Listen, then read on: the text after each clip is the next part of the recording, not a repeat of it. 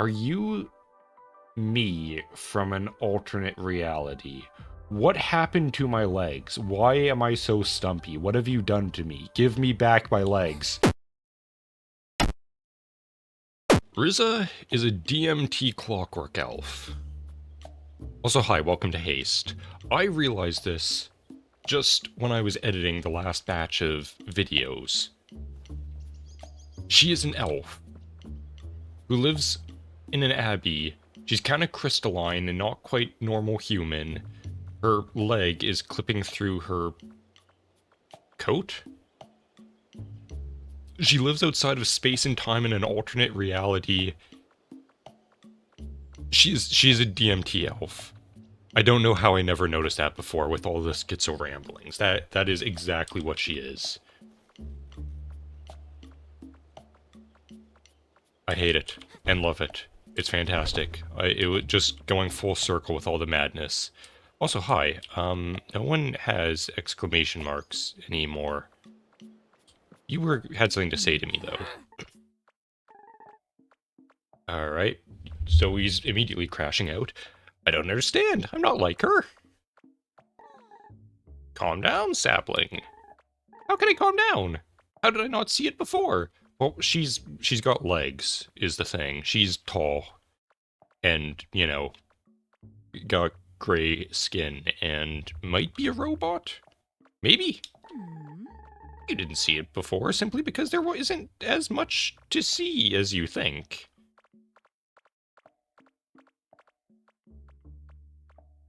I feel like that's supposed to be a compliment, but that really feels like an insult given the differences I just listed.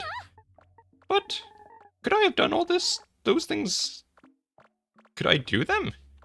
That was totally the wrong inflection. Would you? No. I don't think so. Well, you haven't watched all of us die in horrifically tragic ways, so you can't say that for certain yet. Isn't that the important answer?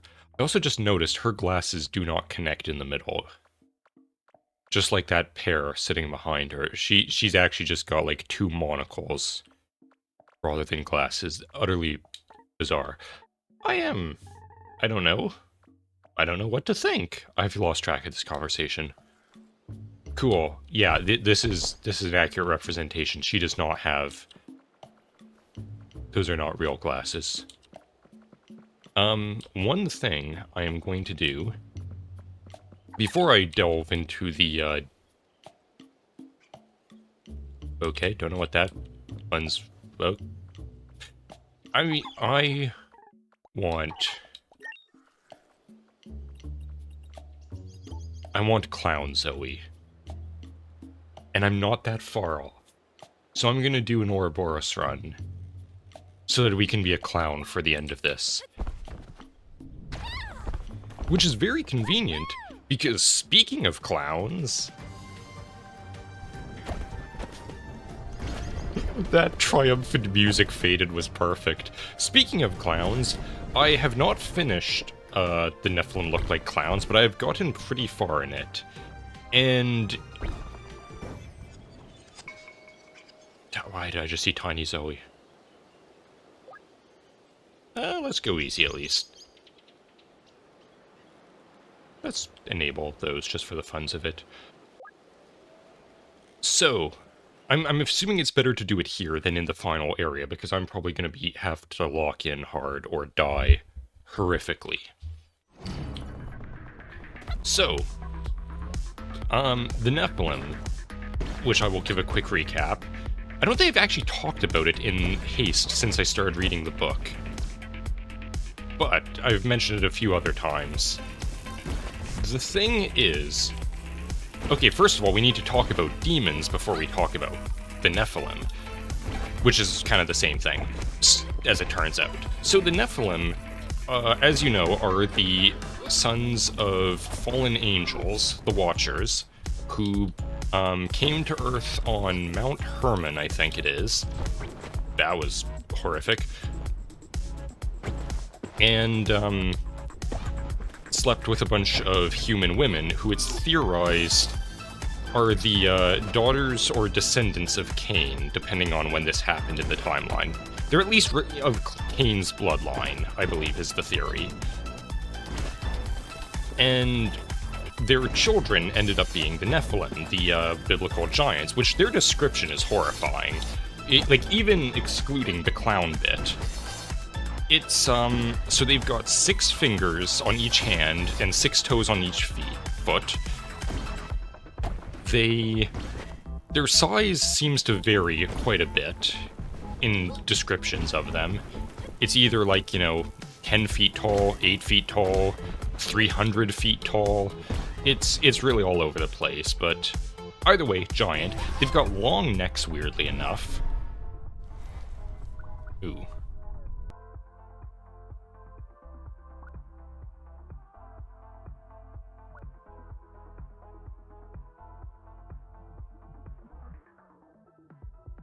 That sounds horrible. I would never want that. That sounds like it would just cause me to lose my mind. Yes. So the giants, yeah, so long necks. And, weirdly enough, 2 rows of teeth seem to be a common occurrence, or a descriptor. So kind of sharkish. Cannibals, obviously, so the teeth probably help with that. And, elongated skulls, perhaps. Yes, we're getting into the skull binding thing. There's a connection there. And reflective or glowing eyes. So like, a wolf or a cat's eyes. Or maybe they just glow with, like, evil. White skin, pure white skin. And, maybe some colorful spots. Also, they have a wide snake-like mouth. So, like, excluding... Maybe hairy, too. That part I'm a little less convinced on, because there was a connection to Bigfoot, which is one of the most tenuous ones, I think, at the moment. However, again, excluding anything clown-related, like, directly clown-related, that's just a nightmare image, isn't it? I don't know if I'm gonna bother with it or have the motivation to do so. I could try to draw something of sort of like all the descriptors he had and just put it up above me. If it's not there, I was lazy. Anyways, so the Nephilim, this is what was just roaming around, ruling over all of humanity before the flood, which was a nightmare. Everyone was evil as well, and, they had some divine powers, I think, because, they were the sons of angels, fallen or not. But anyways, they all got wiped out during the flood. And... maybe. Maybe not. There's questions about that. But most or all of them got wiped out during the flood, and because they are half divine and half human, their souls don't really have anywhere to go, because they're an abomination against all of creation. So the Watchers, their parents, after the flood, got sentenced to hell, where they're just chained in the pit until Judgment Day, where they'll be thrown in the lake of flame, or whatever it is. But the Nephilim remain on Earth as disembodied spirits, and they are what demons are, not actually fallen angels, like Satan. He's, I guess, a devil? Or the devil? Or all fallen angels are devils? Or something? I'm not entirely sure what they are. But that's kind of irrelevant, because that's not what demons are. Demons are Nephilim. Which was quite an interesting thing to learn, because I had no idea about that. It's even, like, stated by, not King Solomon, but Solomon is the one discovering it, because God at one point grants him a magic ring that allows him to summon demons, which is where the Ars Goetia, or the Lesser Key of Solomon, comes from, I believe. That's like the 72 demons he summoned to do something. I don't know what they were there for. Oh god. This is bad. This is bad. Oh god. Yes, he summoned some demons, and one of them even just directly said, I was once a king before the flood, called the Nephilim, or whatever. I was a Nephilim. So, like, they directly confirm it themselves. And the reason they're possessing people or want to possess people is, one, they're angry at God because they're petty little... Probably can't say that word on YouTube. Or shouldn't say it on YouTube, rather. But also because they can still... Because, you know, they actually did have physical bodies once, so they kind of want to return to their physical form, get all the benefits that it once had, like... You know, we want to eat, we want to murder, we want to cannibalize people, we want to do other unsavory acts. And that's why they want to possess people and regain a physical form. Also, a weird thing about that, too, is they can apparently go to heaven. Like, demons can actually be redeemed if they, you know, believe in Jesus Christ and accept him as their savior and all that stuff. It's just like, you know, that's never gonna happen because they're too petty and prideful and just overall assholes to actually do that. But theoretically, if they just decided, hey, I'm maybe gonna turn over a new leaf, they can actually, you know, be saved from the burning like a flame. So, you know, that's kind of cool and interesting. But anyways, the clown connection.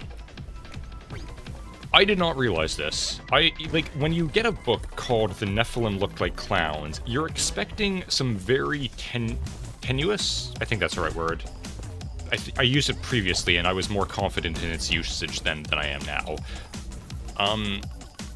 You'd think, okay, this is like the most schizophrenic nonsense, like you're basing this off of literally nothing, or like the most slight trace of evidence that this is the way things, you know, this is what they looked like. Like, it's basically you're assuming this is just going to be somebody ranting about a fever dream they had once, and that's going to be their proof is going to be, it was revealed to me in a dream. No. No, actually. Hang on. I don't want a burst of speed upwards. That sounds terrible. That sounds good, except I don't think I can heal. I'm just gonna keep going until I decide that I've probably accumulated enough money or I've finished talking about the Nephilim. So, the original clowns. Clowns actually, I think, came in a little bit later, but first there was the Harlequin, which was a archetype in, I think it was the 16th century, maybe 15th, 14th. It was early. It was like, you know, the Middle Ages to Renaissance, that sort of period. It was originally derived from, like, you know, Greek classical theater with the masks and everything. Maybe it was, I don't think it was that far back in antiquity, but the Harlequin did not look the way it normally does. It was kind of a Wildman character, which is where the Bigfoot connection comes in. Of that, it's like, well, Bigfoot is kind of a wild man, like hairy, unkempt, forest creature, which appears in a lot of folklore, basically everyone's folklore, but also European as well, as sort of like the Green Man or Wild Man or Fae type stuff. So, though I think the description of the original Harlequin costume was like just a bunch of patchwork, kind of like just patched together clothes, maybe with some tufts of hair or fur-looking stuff on it to kind of give that unkempt wildman appearance. And the original, basically what this was referencing was a creature that supposedly roamed, I think, northern or kind of more central Europe around this time, which was described by, I think, a monk that saw them as like a troop of demons, or maybe just, you know, followers of a single demon, but their leader was a guy named Helican, which I think it was Northern Europe, because Helican basically just means he was the kin of Hel, the Norse goddess of the underworld. And he was described as a giant with a club. So, literally, the inspiration for the Harlequin was a giant demon. which it's like, okay, that's a little weird. But maybe it's just connecting to the Wild Man thing, and, you know, this is still just a tenuous connection. No, turns out the clown was reinvented, based off of a different demon. So the Harlequin in its current form is very different than what it looked like back then. And same with the clown. The clown has been redesigned a few times, I think. And the one that kind of stuck was in the 18th century, I believe, when a playwright went to India and saw some demons depicted on a temple there called the Rakshasa, or something like that. I'll put up how it's spelled above me. And the original clown designs were based entirely off of what they looked like. Like, their costumes, essentially, look exactly like how he designed clowns. So he directly ripped the costume from literal demons. And there's even some depictions of clowns in poses exactly like the ones in this temple, though I haven't found those pictures yet. Maybe I'll see if I can locate them for this video. And then, they didn't quite have the same face paint as they do now, but that was a guy who was, like, in the depths of despair, deciding, I'm gonna make a clown face paint what it is today. And it was, like, you know, the white face, which also, those demons had white skin, like pure white skin, as you'll see in the pictures I've hopefully brought up. And wide toothy mouths. And he was this guy who was in the depths of despair creating the clown face paint. The main thing he did was add the wide, like, red mouth. And it's specifically described in some magazine or something. I don't know if it was contemporary or more modern, of a guy talking about this, you know, his new creation, and describes it as, like, oh, it's, you know, the wide gaping mouth and toothy grin and the white skin. It's all very reminiscent of Indian demonology. It's like, are you aware of how on the nose you were with that description? So, it's essentially...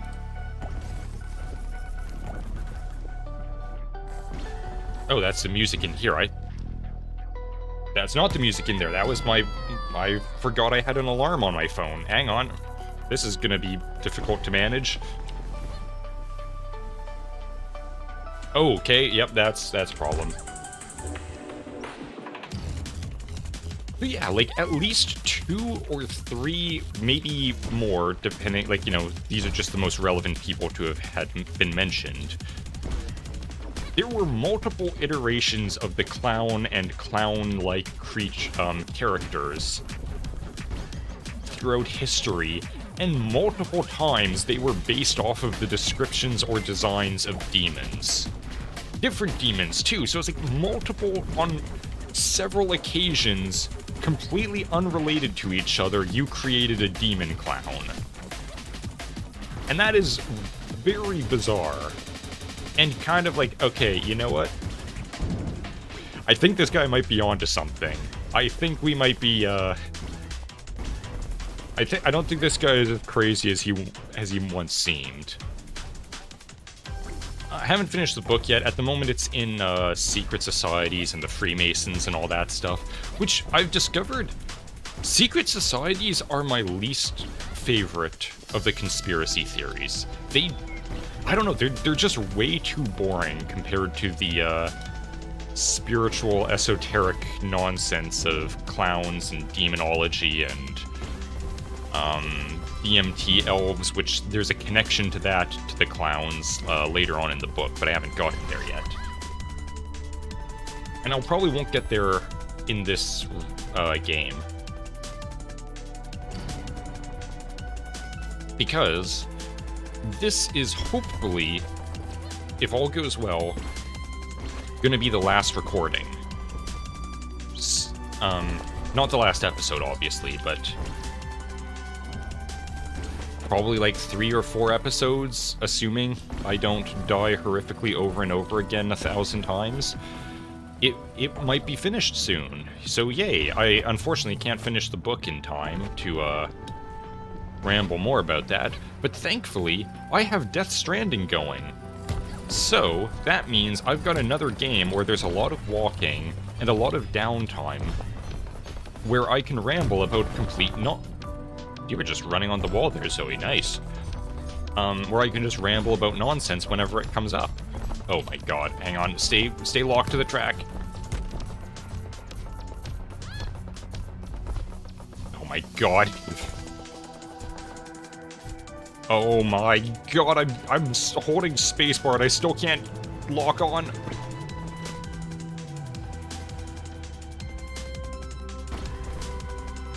Alright, I somehow survived that. Probably won't in a moment.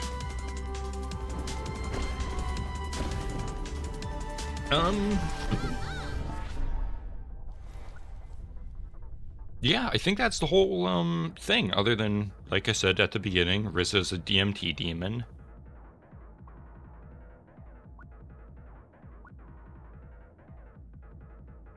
Yeah, why not? And not a demon, elf. DMT elf. So, that's cool.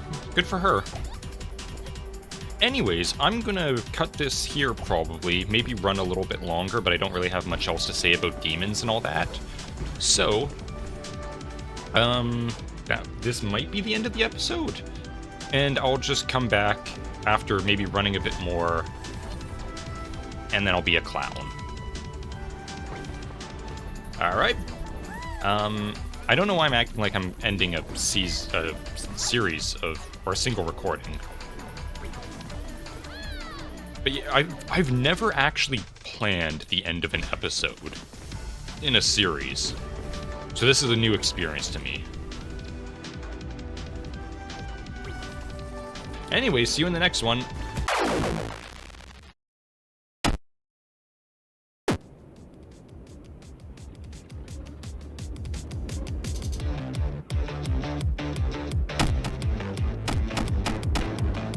What?